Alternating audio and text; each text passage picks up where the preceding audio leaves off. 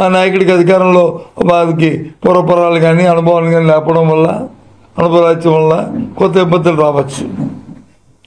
కానీ చంద్రబాబు నాయుడు అనుభవం వ్యక్తి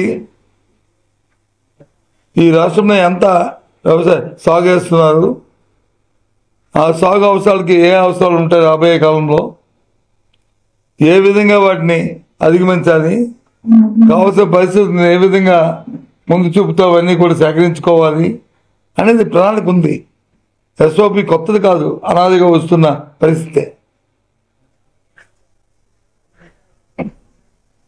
సప్లైకి డిమాండ్ తగ్గట్టు సప్లై లేకపోవచ్చు దేశంలో, మనకు ఉత్పత్తి లేకపోవచ్చు ఫెర్టిలైజర్స్, కానీ ఇంపోర్ట్ చేసుకున్నా మరి ఈ దేశంలో ఈ రాష్ట్రంలో ఉన్న ప్రభుత్వం కూటమి ప్రభుత్వమే కదా, మరి వాళ్ళ ప్రభుత్వమే కదా. మరి దేశంలో మిగతా రాష్ట్రాల్లో ఏ రకంగా మరి అవి ఫుల్ఫిల్ చేస్తున్నారు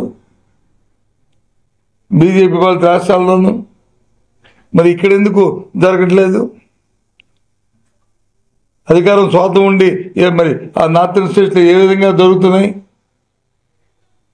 అంటే శ్రద్ధ లేకపోవడం, వాటి పట్ల నిరాశ చూపెట్టడం, అయిపోయిన తర్వాత వచ్చి చేతులు కాలిన తర్వాత ఆకులు పట్టుకొని రీతిలో చందనంగా ఉంది.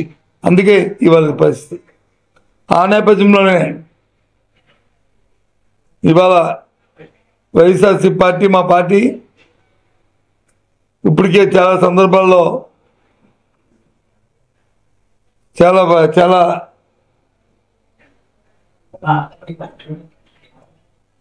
ప్రాంతాల్లో ఈ రైతులతో కలిసి యూరియా గురించి ఇప్పటికీ చాలా అధికారులను కలవడం, వాళ్ళ మీద ఒత్తిడి చేయడం చేస్తూ ఉన్నాం.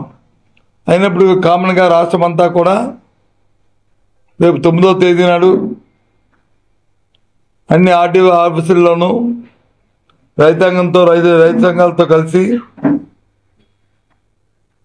రైతుల కోసం యూరియా తాలూకా డిమాండ్ మీద వెంటనే ఫుల్ఫిల్ చేసి అందుబాటులో తేవడానికి ఒక కార్యాచరణ రూపొందించి 9వ తేదీన ఆర్టీఓ ఆఫీసులకి వినతి పత్రాలు ఇవ్వాలని మనం నిర్ణయించాం.